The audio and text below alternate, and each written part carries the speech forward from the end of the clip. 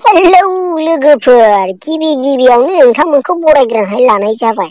नै नोंथांमोननि सिगाङाव आं संग्रा मंग्ला मावजि बुन्दा एन्टारटेनमेन्ट स्टुडिअ'आव आं मावजि बुन्दा नार्जारिया 4:30 जानाय लोगो लोगो माखासे असदा मिनिनानै हाइ प्रेसार ल' प्रेसाराव फैलायनाय सानसेयारि खौरांफोरखौ नोंथांमोननि सिगाङाव लानानै फैलायबायनो। थ' बिदिब्ला नोंथांमोना बिदिखौ खोनासंलांदोलाय ना मा होनो लोगोफोर? लेट्स ग'।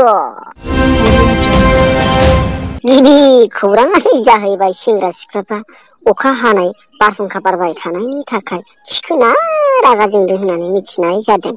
मानोना अखा बारहुंखा बारबाय थानायनि थाखाय कारेन्ट थायैनि, मबाइला चार्ज गैयैनि गावस्रा हेलौ सना हेलौ बेबि होनहरनो मोनैनि थाखायनो रागा जोंनानै अखा राजा बारदै सिख्ला रानिखौ गावबागाव डिस्ट्रिक्टआव A/X/Z/Q न'नि केस थिसनबाय होननानै गोसोथोनायजों रायज्लायनो मोनै सेंग्रा सिख्लाफ्रा फोरमायहरदों।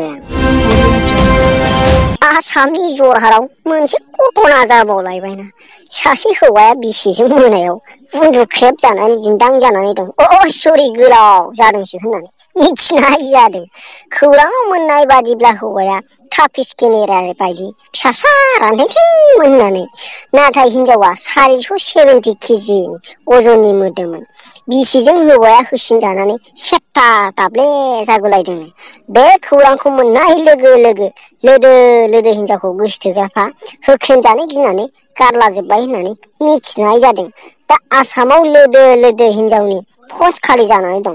बिनिखायनो जायफ्रा दासिमबो हिनजाव मोनाखै बालन्दा जानानै दं, बे बिथांमोनहा फैगौ 30 एप्रिल खालारखालि बङाइगावनि प्लेग्राउन्डआव बासि लायनो हागोन होननानै खौरांनि गेजेरजों फोरमायहरनाय जाबाय।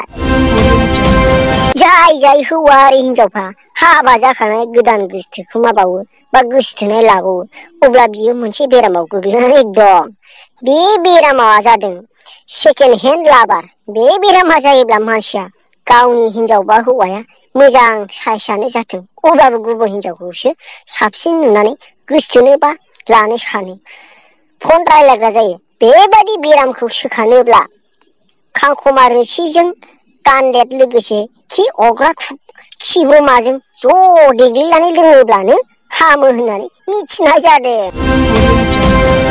देग्लाय आसामाव बेस्ट इडुकेसन एवार्ड बान्थाखौ गुनजेरफारा गामिनि थिलक बसुमतारिया मोननो हादों होननानै मिथिनाय जादों।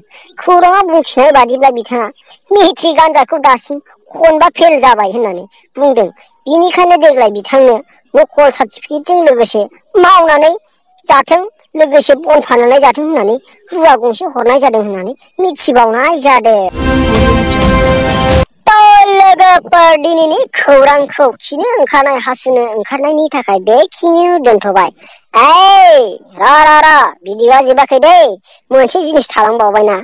दा निउस फरायनायखौ मोजां मोनदोंब्ला लाइक, शेयार, कमेन्ट, लोगोसे चेनेलाव गोदानबा साबस्क्राइब खालामदो ना मा होनो लोगोफोर?